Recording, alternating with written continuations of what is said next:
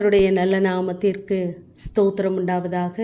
63ஆம் சங்கீதம் 2ஆம் வசனம். பரிசுத்த ஸ்தலத்தில் உம்மை பார்க்க ஆசையாயிருந்து உமது வல்லமையையும் உமது மகிமையையும் கண்டேன் என்று சங்கீதக்காரன் சொல்வதாக நாம் வாசிக்கிறோம்.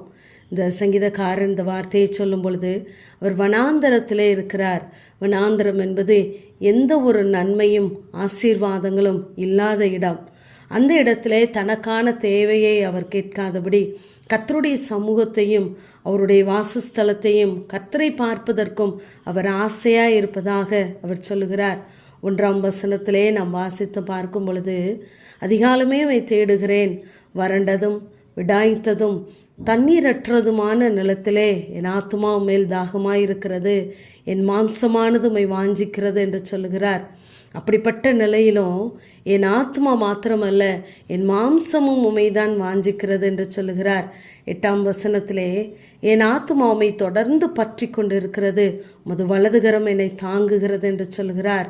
நம்மளோட வாழ்க்கையிலும் இப்படிப்பட்ட சூழ்நிலைகளிலே நாம் கடந்து வரும் பொழுது நம்முடைய மாம்சமும் நம்முடைய ஆத்மாவும் தேவ சமூகத்தை நாடுகிறதாய் கர்த்தருடைய பிரசன்னத்தை பார்ப்பதற்கு நாம் ஆசையாய் இருப்போமானால் கர்த்தருடைய கரம் நம்மை தாங்குகிறதோடு மாத்திரமல்ல, நமக்கென்று தேவன் வைத்திருக்கிற ஆசீர்வாதங்களை, நன்மைகளை, வல்லமைகளை, மகிமைகளை நம்முடைய கண்கள் காண தேவன் நம்முடைய கண்களை திறந்தருளுவார்.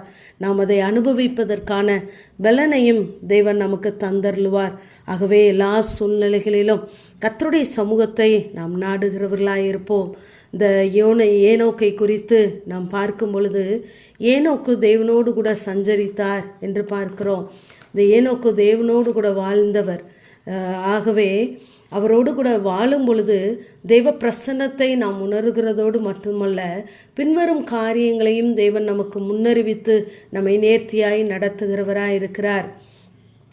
யூதா எழுதின பொதுவான நிருபத்திலே 14ஆம் வசனம் 15ஆம் வசனத்திலே நாம் வாசிக்கும் பொழுது, இந்த ஏனோக்கு யார் என்றால் ஆதாமுக்கு 7ஆம் தலைமுறையானவன். ஆனால் இவன் ஆதியாகமத்திலே வருகிறார். ஆனால் இங்கு 15ஆம் வசனத்திலே நாம் கடைசியிலே பார்க்கும் பொழுது, ஆயிரமான பரிசுத்தவான்களோடு கூட கர்த்தர் வருகிறார் என்று முன்னறிவித்தான் என்று நாம் வாசிக்கிறோம். இந்த ஏனோக்குக்கு கர்த்தர் வருகிறார் என்று முன்னறிவிக்கப்பட்டது. அந்த ஏனோக்குக்கு ரட்சிப்பு என்றால் என்ன, வாக்குத்தத்தம் என்றால் என்ன, மீட்பு என்றால் என்ன, எதுவுமே தெரியாது. ஆனால் கர்த்தர் வருகிறார் என்ற அவருடைய வருகை கடைசி செய்தியை அவர் இங்கு முன்னறிவிக்கிறார். நம்முடைய வாழ்க்கையிலும் தேவனோடு கூட இருக்கிற உறவு நமக்கு மிகவும் பலமாக இருக்குமானால், கர்த்தரை அறிகிற அறிவு இருக்குமானால், நாமும் தேவன் நம்மை நடத்துகிறதையும் பின்வரும் காரியங்களை நமக்கு சொல்லித்தந்து அவர் நடத்துகிறவராகவே இருக்கிறார். சங்கீதக்காரனாகவே தான் 1000 நாளை பார்க்கிலும் அது பிரகாரங்களில் செல்லும் ஒரு நாள் நல்லது என்று சொல்லுகிறார். கர்த்தரிடத்தில் ஒன்றை நான் கேட்டேன், அதையே நாடுவேன், என் ஜீவனுள்ள நாளெல்லாம் அவருடைய சன்னிதானத்திலே அவருடைய ஆலயத்திலே தங்கியிருப்பதே நாடுவேன் என்று சொல்லுகிறார். அப்படிப்பட்ட வாஞ்சையும் ஆசையும் நமக்குள்ளே பெருகுகிறதாய் இருக்க வேண்டும். இங்கு ஆபிரகாமை குறித்து நாம் பார்க்கும் பொழுது, ஆபிரகாம் என் நாளை காண ஆசையாக இருந்தார் என்று சொல்லுகிறார்.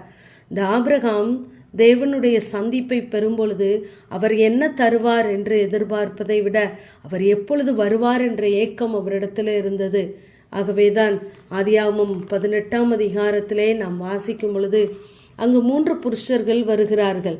அவர்களை பார்த்ததும் இந்த ஆபிரகாம் எதிர்கொண்டு ஓடி போய் தரை மட்டும் அவரை தாழ்த்தி பணிந்து அவர்களுக்கு செய்ய வேண்டிய கடமைகளை செய்துவிட்டு அடியனை விட்டு போக வேண்டாம் என்று சொல்லுகிறார். ஆனால் யாக்கோபை குறித்து நாம் பார்க்கும் பொழுது, நீர் என்னை ஆசீர்வதித்தால் ஒழிய நான் உம்மை போக விட மாட்டேன், ஆசீர்வதித்து போகலாம் என்ற ஒரு வார்த்தையை நாம் அங்கு பார்க்கிறோம். ஆகவே இந்த ஆபிரகாம் என்னை விட்டு போகாதிரும் என்று உறுதியாய் பற்றி கொண்டான். நாமும் கர்த்தருடைய சமூகத்தையும் அவருடைய வல்லமையும் நாடும் பொழுது நமக்கு தேவையான ஆசீர்வாதங்களை நம் கண் காண கர்த்தர் உதவி செய்வார். ஆமேன். ஜெபம். பிதாவாகிய தேவனே, குமாரனாகிய இயேசு கிறிஸ்துவின் நாமத்தின் மூலமாய் உம்முடைய சன்னிதானத்தில் வருகிறேன். பரிசுத்த ஸ்தலத்தில் உம்மை பார்க்க ஆசையாயிருந்து உமது வல்லமையும் உமது மகிமையும் கண்டேன் என்ற வேத வார்த்தையின்படி உம்மை அறிகிற அறிவிலே நாங்கள் வளர எங்களுக்கான அற்புதங்களை அதிசயங்களை எங்கள் கண்கள் காண கர்த்தர் உதவி செய்யுங்க. இயேசுவின் மூலம் ஜெபங்கேலும் எங்கள் நல்ல பிதாவே.